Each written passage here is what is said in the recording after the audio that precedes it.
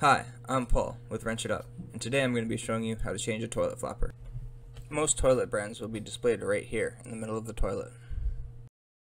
The model and serial numbers are usually found here when you take off the top of the toilet. Some brands require specific flappers and flapper models to install properly. It's important to check this before you install your new flapper. Today we're going to install a Fluid Master flapper set with a standard Glacier Bay toilet. Step 1, you want to turn off the shutoff valve for the supply line to the toilet. Alright, now once that valve is off, you want to take off the cover and give her a flush. Because you turned off the water supply line, the tank won't refill. I'm going to give it another flush just to clear it out completely. You're going to notice that this flap is kind of worn out, and you're going to notice that there's clips on each side.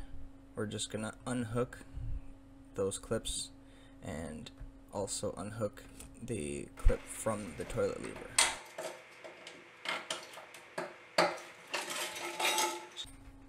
This comes off pretty easily, and you're going to want to unhook it from the lever here. Now you're going to want to take your new flapper here and basically work in reverse. You'll see that these clips are pretty much the same as our old one here. Pretty much the same in size, so we know that it's going to work just as well.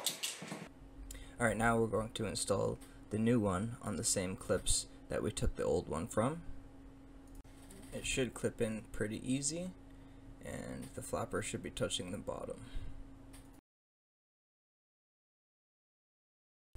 Then we're going to take the clip that attaches to the lever and put it in the exact same spot it was before.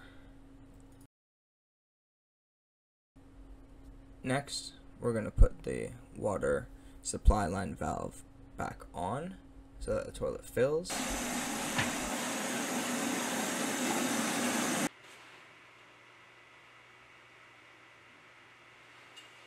Alright, now that we are not hearing any more water leaking, the toilet is good, we're going to give her a flush.